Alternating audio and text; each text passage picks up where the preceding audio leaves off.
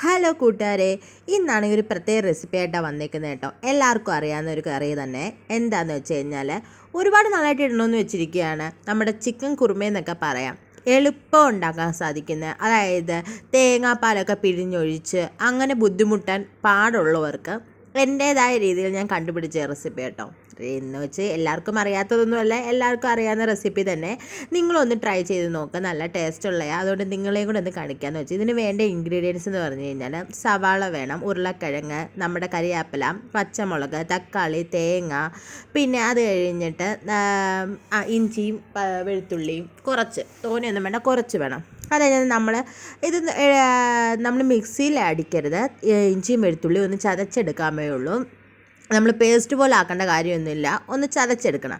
നമ്മൾ ചീനിച്ചട്ടി എടുത്ത്, ഈ ചീനിച്ചട്ടി എന്തുവാ, അലൂമിനിയത്തിൻ്റെ ആണോ ഇറ്റാലിയോ എനിക്ക് അങ്ങനെ അറിയില്ല കേട്ടോ. അറിയാവുന്നവരുണ്ടെങ്കിൽ ഒന്ന് കമൻറ്റ് ചെയ്തേക്കണേ. നമ്മളിവിടെ വാങ്ങിക്കാൻ കിട്ടുന്നതാണ്. അന്നേരം ഞാൻ അലൂമിനിയം എന്ന് പറഞ്ഞപ്പോൾ അവർ ഇതാ എടുത്ത് തന്നത്. പക്ഷേ അമ്മ പറഞ്ഞു ഇത് അലൂമിനിയം അല്ല എന്ന് അമ്മ പറയുന്നുണ്ടായിരുന്നു. എന്നാലും നിങ്ങൾക്കറിയാമെങ്കിൽ ഒന്ന് ചെയ്തേക്കെ. പിന്നെ നമ്മൾ കണ്ട് ഇതിന് വേണ്ടിയിട്ട് സ്പൈസസ് എടുത്ത് വെച്ചിട്ടുണ്ടായിരുന്നു. ബേ ലീഫ്, പിന്നെ അത് കഴിഞ്ഞിട്ട് നമ്മൾക്ക് പെരുംജീരകം, കറുകപ്പട്ട, ഗ്രാമ്പൂ, താക്കോൽ, ഇതെല്ലാം എടുത്ത് വെച്ചിട്ടുണ്ടായിരുന്നു കേട്ടോ. ഏലക്ക എല്ലാം ഉണ്ടായിരുന്നു. അതെല്ലാം കൂടെ ആ എണ്ണയിട്ട് കടുവും ഇട്ട ശേഷം അതിലേക്ക് ഇട്ടിട്ടുണ്ട്. അതിനുശേഷം നമ്മുടെ സവാള ഇട്ടിട്ടുണ്ട്. സവാള ഇട്ട് നമ്മൾ നന്നായി ഇളക്കി കൊടുത്തു. പിന്നെ ഒന്ന് ഇളക്കി കഴിഞ്ഞ ശേഷം നമ്മൾ എടുത്ത് വെച്ച് ഉരുളക്കിഴങ്ങും കൂടെ സവാളയുടെ കൂടെ വേവട്ടെന്ന് കരുതിയിട്ട് വെച്ചിട്ട് ഒരു 10 മിനിറ്റ് നേരം നമ്മളൊന്ന് അടച്ചു വെച്ചിട്ടുണ്ടായിരുന്നു. കാരണം സവാള പെട്ടെന്ന് നമ്മൾ എണ്ണയിലിട്ടിട്ട് ഇളക്കി കൊടുത്തുകൊണ്ടിരുന്നില്ലെങ്കിൽ അത് അടുക്കി പിടിക്കും, അല്ലെങ്കിൽ കരിഞ്ഞു. അതുകൊണ്ട് പക്ഷേ നമ്മൾ അടച്ചു വെച്ച് വേവിക്കുകയാണെങ്കിൽ നല്ല കുഴഞ്ഞൊരു പരുവത്തി കിട്ടും. അങ്ങനെ എടുക്കുമ്പോഴാട്ടോ സവാളയ്ക്ക് ഒന്നുകൂടെ ടേസ്റ്റ്. അത് കഴിഞ്ഞ് നമ്മൾ നേരത്തെ തന്നെ ചതച്ച് വെച്ചിരുന്ന നമ്മുടെ സ്വന്തം ഇഞ്ചിയും വെളുത്തുള്ളിയും കൂടെ ഇട്ട് കൊടുത്തിട്ടുണ്ട്. ഇഞ്ചിയും വെളുത്തുള്ളി ഇല്ലാതെ എന്ത് ചിക്കൻ ഇല്ലേ. നമ്മൾ നോൺ വെജ് ഉപയോഗിക്കുമ്പോഴും ഒരുമാതിരി കറിക്കൊക്കെ ഞങ്ങൾ പത്തനംതിട്ടക്കാർ തന്നെ ഈ ഇഞ്ചിയും വെളുത്തുള്ളിയും വിട്ട് കളിയില്ല കേട്ടോ.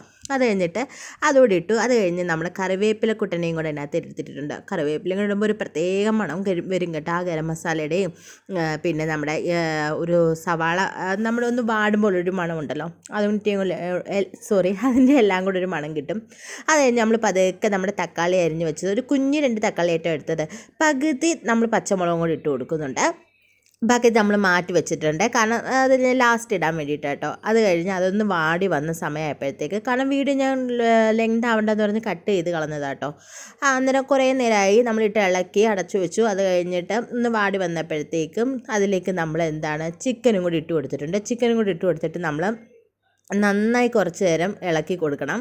ഈ ഇളക്കിലാണ് കേട്ടോ ഇതിൻ്റെ കാര്യം. കാരണം എന്ന് പറഞ്ഞു കഴിഞ്ഞാൽ നമ്മൾ ചിക്കൻ ഇതിനകത്ത് ഇടുന്നു, സവാള എല്ലാം കൂടി ഇടുന്നു, അടുക്കി പിടിക്കാതിരിക്കാനായിട്ട് നമ്മൾ ഇളക്കിക്കൊണ്ടേയിരിക്കണം. കാരണം വെള്ളം ഇപ്പോൾ ഉപയോഗിക്കുന്നില്ലല്ലോ. പിന്നെ അത് മാത്രമല്ല, നമ്മൾ ചിക്കനകത്ത് പ്രത്യേകമായിട്ട് ഒരു മസാലയും വെച്ച് കുറച്ച് നേരത്തേക്ക് നമ്മൾ വെച്ചിട്ടില്ലായിരുന്നു, തേച്ച് പിടിപ്പിച്ചിട്ടില്ലായിരുന്നു. നമ്മൾ വെറുതെ, അതായത് ചിക്കൻ അതേപോലെ കഴുകി വൃത്തിയാക്കിയ ചിക്കൻ നമ്മൾ അതുപോലെ ഇട്ട് കൊടുക്കുകയായിരുന്നു. കാരണം നമ്മളിതൊരു കുറുമ കറി പോലാണ് വെച്ചേക്കുന്നത്. അതിനകത്ത് മുളക് പൊടിയോ മല്ലിപ്പൊടിയോ മഞ്ഞൾപ്പൊടിയോ ഒന്നും നമുക്ക് ഇട്ട് വെക്കാൻ പറ്റില്ല.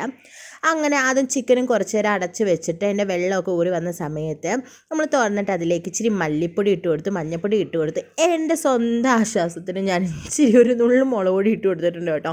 കാരണം നമ്മൾ മുളക് പൊടി ഇട്ടില്ലെങ്കിൽ എന്തോ ഒരു ഇതുപോലാണ്. പക്ഷേ അതിൻ്റെ ആവശ്യമില്ല, ഇടേണ്ടവർക്കിടാം.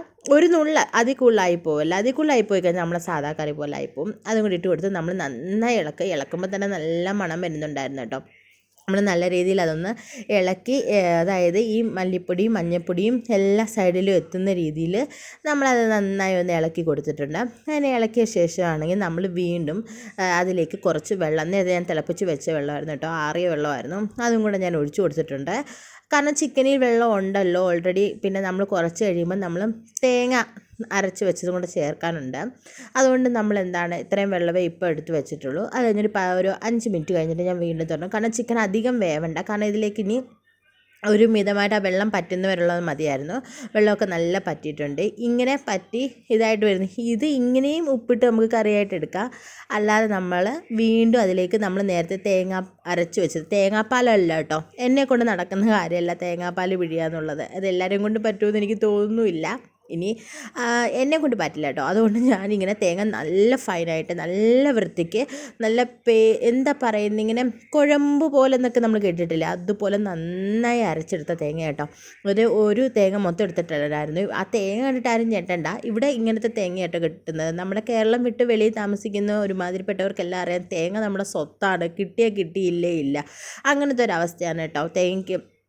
ഇവിടെ തേങ്ങ തീർന്നു പോയിട്ടുണ്ടായിരുന്നു. അന്നേരം ഉണ്ടായിരുന്ന തേങ്ങ വെച്ച് മോന് ഇങ്ങനെ വെക്കുന്ന ചിക്കൻ കറി ഭയങ്കര ഇഷ്ടമാണ്.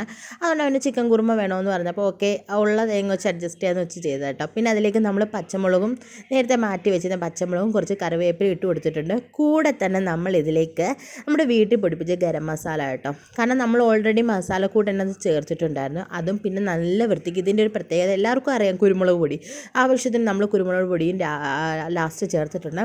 തേങ്ങ നമ്മൾ ലാസ്റ്റാണ് ചേർത്തത്, കാരണം അത് പിരിഞ്ഞ് പൊട്ടണ്ടെന്ന് കരുതിയിട്ട് കേട്ടോ. ഇതിനകത്തിടുമ്പോൾ എല്ലാവർക്കും അറിയാം, തേങ്ങാപ്പാൽ ഒഴിക്കുമ്പോഴും നമ്മൾ 1-ാം പാൽ 2-ാം പാൽ 3-ാം പാൽ എന്ന് പറഞ്ഞൊക്കെയല്ലേ ഒഴിക്കുന്നത്. ഇങ്ങനെ ലാസ്റ്റ് നമ്മൾ ഉപ്പും കൂടെ നോക്കിയിട്ട് നമ്മൾ അത് ഇട്ട് കൊടുത്തിട്ടുണ്ട്. ഒന്ന് ഇളക്കി ഒന്ന് ചൂടാവാനായിട്ട് വെക്കുന്നുണ്ട്. അത്രയും മതി കേട്ടോ. പിന്നെ നമ്മൾ ഇതിൻ്റെ കൂടെ കോമ്പിനേഷനായിട്ട് ചപ്പാത്തിയോ അപ്പോ എന്താണെന്ന് വെച്ചെടുക്കാം. മോന് ചപ്പാത്തി വേണമെന്നുണ്ടെങ്കിൽ ഞാൻ ചപ്പാത്തി ആയിട്ടോ എടുത്തത്. അങ്ങനെ മോന് ഉച്ചയ്ക്ക് സ്കൂൾ വിട്ട് വന്നു കഴിഞ്ഞപ്പോഴത്തേക്ക് ഞാനും മോനും കൂടെ ചപ്പാത്തിയും കുറുമക്കറിയൊക്കെ കഴിച്ചിട്ടുണ്ട്.